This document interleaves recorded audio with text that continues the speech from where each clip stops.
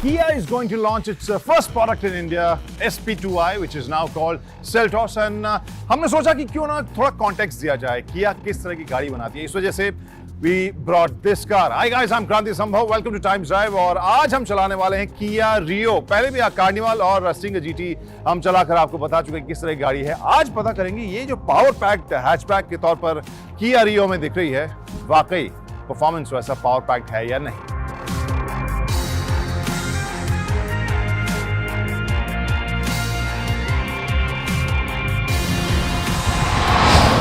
वैसे तो looks subjective होते हैं, लेकिन किया के लुक्स, डिजाइन और स्टाइलिंग को लेकर आमतौर पर हम देखते हैं globally people like it and they appreciate the design a lot. और यहाँ अगर हम रियो की बात करें, यहाँ पे भी अगर आप फ्रंट देखें, जो टिपिकल एक किया स्टाइलिंग, आप फ्रंट ग्रिल के ऊपर का जो हिस्सा है जहाँ पर ये ग्लॉसी ब्लैक लाइन दी गई है और क्रोम के साथ इसका हाईलाइट इसका दिया गया है। आमतौर पर आप सुनते होंगे टाइगर नोज ग्रिल, बार बार सुनते होंगे, जो शेप होता है जो किया की गाड़ियों में होता है।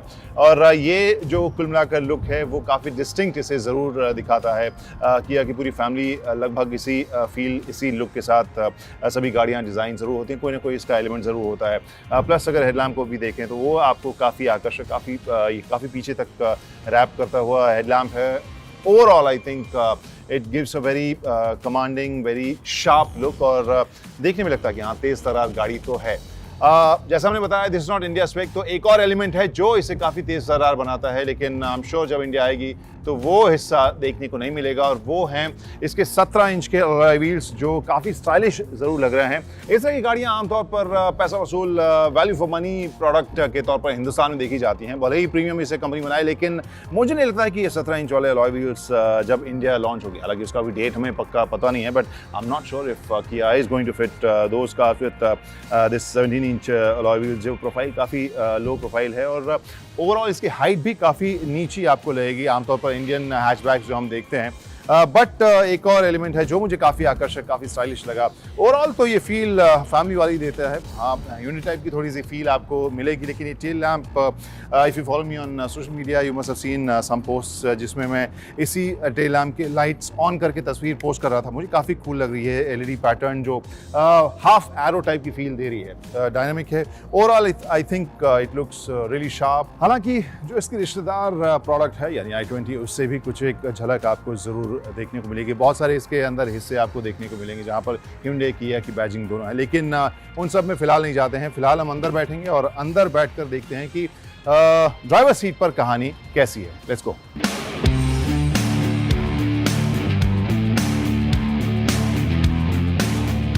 वैसे सबसे पहली चीज़ जो मैं इस रियो के बारे में नोटिस कर रहा था, जब भी मैंने दरवाज़ा खोला अंदर बैठने के लिए, इतना सॉफ्ट ये हैंडल है, डोर ओपन के वक्त इतना सॉफ्ट महसूस होता है कि शक होता है कि मैंने इसे लॉक भी किया था या नहीं। बट इसके अलावा अंदर जो कहानी है, लेट्स स्टार्ट विद दैट। यहाँ जो बाहर 17 इंच के अलॉय, इसके बारे में मैं जितना श्योर था कि वो नहीं इस गाड़ी के साथ आएगा, उतना ही श्योर मैं इस स्क्रीन के साथ, इस यूनिट के साथ भी, एंटरटेनमेंट यूनिट के साथ, क्योंकि ये तो इंडियन कस्टमर्स बर्दाश्त नहीं करेंगे। अब जिस तरह के चॉइसेस आपको मिल रहे हैं, ये बहुत ही ज़्यादा आपको पुराने ज़माने के स्टाइल वाला, जो एक वक्त में हम लोग 3310 टाइप के नोकिया मोबाइल लेते थे, उस टाइप की फील आपको हो सकता है। आई एम श्योर जो इंडिया में अगर रियो को लाएगी किया तो इसका स्क्रीन कहीं बड़ा, कहीं ज़्यादा हाईटेक और कंटेम्प्रेरी होगा, टच स्क्रीन के साथ भी होगा, क्योंकि ये बहुत ही बेसिक है। एनीवे, स्टीयरिंग की बात करें, स्टीयरिंग सबसे पहले तो मैं देख सकता हूँ कि टिल्ट भी कर सकते हैं और टेलीस्कोपिक भी है, आप अप्रोच भी इसका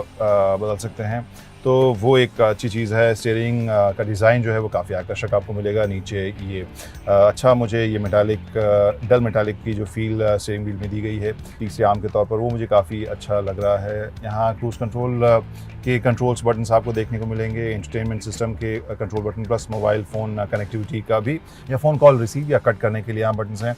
और इसके अलावा राइट साइड में आपको लेन असिस्ट, टायर प्रेशर मॉनिटर का सिस्टम और प्लस ESP कंट्रोल देखने को मिल रहा है। और ओवरऑल डैश का डिज़ाइन मुझे काफ़ी आकर्षक, काफ़ी कूल सा लग रहा है। काफ़ी डार्क फिनिश है उसमें, कोई शक नहीं। पूरा जो फिनिश आप देखेंगे लगभग डार्क ग्रे और ब्लैक का ही कॉम्बिनेशन है, बीच में पियानो फिनिश इंसर्ट्स यहाँ मेटालिक दिए गए हैं, तो ओवरऑल वो फील है, थोड़ी सी डार्क लगती है बट वो थोड़ी स्पोर्टी भी लगती है, ऐसा मुझे लग रहा है। बट अगेन वो आपकी पसंद कुछ और सकती है, बट ओवरऑल मुझे अच्छी पैकेज, अच्छे फिनिश वाली प्लास्टिक क्वालिटी बहुत ज़्यादा प्रीमियम मैं नहीं कहूँगा वहाँ पर, लेकिन देखने में फील मुझे अच्छी लग रही है।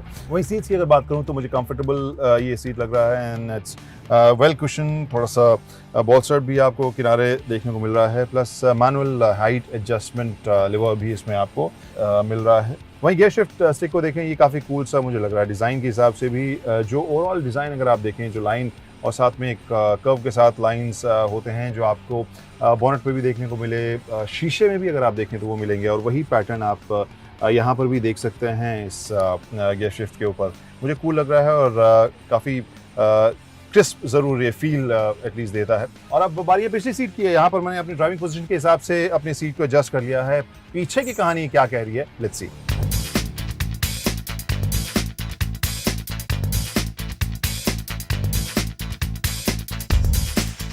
Now Kranti Sambhav reporting from the second row of Kia Rio, और बैठते ही the feel which I had on the front seat, थोड़ा डार्क ज़रूर फील होता है, मुझे सनग्लासेस उतार लेने चाहिए। ओके, बावजूद इसके डार्क तो फील है, थोड़ी स्पेस की फील कम है because of this whole dark interior. But now coming back to this seat, practicality and functionality. यहाँ आपको एसी वेंट्स पिछले सीट के लिए नहीं मिलेंगे। यहाँ USB पॉइंट यहाँ पर आपको जरूर मिलेगा। डोर पैनल में एक छोटे बॉटल रखने की जगह है, स्पीकर यहाँ पर आपको देखने को मिलेगा, और शीशे जो हैं वो पहले से टिंटेड हैं, मे बी कंपनी की तरफ से ही। बट बाकी सीट की अगर बात करें तो मुझे थाई सपोर्ट ठीक मिल रहा है, कुशनिंग भी अच्छी मिल रही है, ठीक ठाक कुशनिंग है।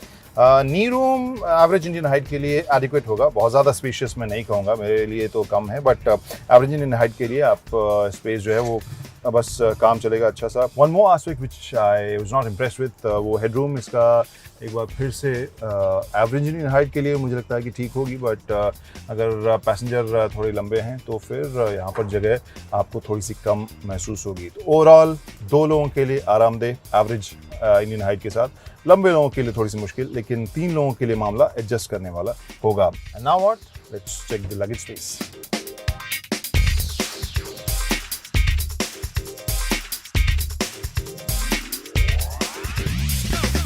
Now let's talk about the luggage space. यहाँ जगह कितनी है देखते हैं। जगह अच्छी लग रही है, इट्स इम्प्रेसिव। जिस सेगमेंट की गाड़ी है, हैचबैक है, जगह मुझे अच्छी लग रही है। लोड लिप थोड़ा सा हाई ज़रूर है, सामान डालने निकालने में थोड़ी सी मुश्किल होगी, बट ठीक है। So that's the story, space और प्रैक्टिकलिटी के हिसाब से। अब क्या बचा है? Obviously let's drive this car and find out कि जो कार जिसके बारे में कह रहे हैं कि इंडिया आएगी, इंडियन स्पेक नहीं है, और जब बाहरी स्पेक वाली जो गाड़ी आती है तो चलाने में कितनी अलग लगेगी, let's see.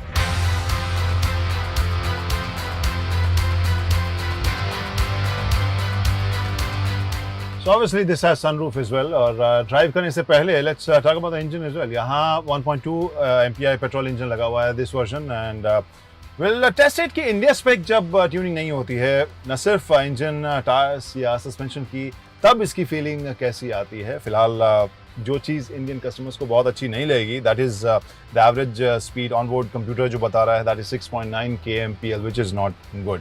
So obviously India के लिए तो मामला बदलेगा, but how does this feel, let's see.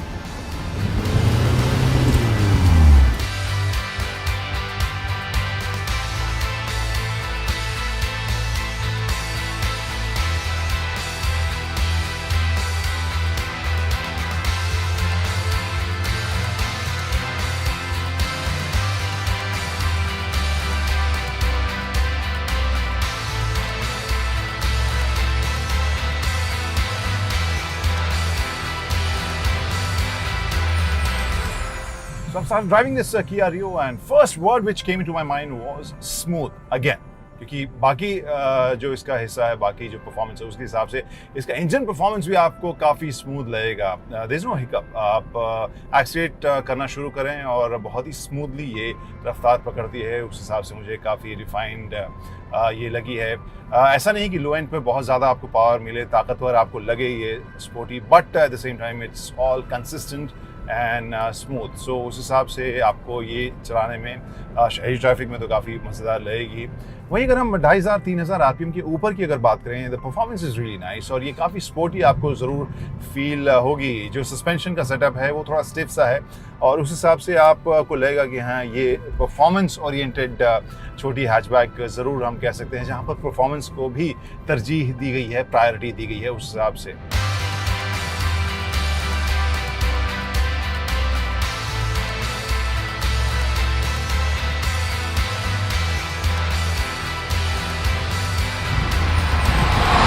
आखिर में वही हमारा यूजुअल प्रोफाउंड क्वेश्चन कि बिंदु कहाँ विश्राम करेगी, और बिंदु विश्राम करेगी इसी पोजीशनिंग पर, because we already have lots of established players in this premium hatchback segment. वहाँ पर किया एंट्री तो मारेगी, लेकिन ये सेगमेंट फिर भी वैल्यू कॉन्शियस बहुत ज़्यादा है। वहाँ पर अपने प्रीमियमनेस के लिए प्राइसिंग का कितना प्रीमियम किया रखती है और यहाँ पोजिशनिंग ऐसी कैसी होगी, वही सवाल सबसे अहम होगा। और I am sure if Kia is thinking of getting this car in India, चाहे वो हैचबैक अवतार में हो या फिर सेडान वर्जन में, वो ज़रूर सोच रहे होंगे कि अपने ही सिस्टर कंसर्न के साथ कंपटीशन से वो कैसे बचे। फिलहाल बाय बाय।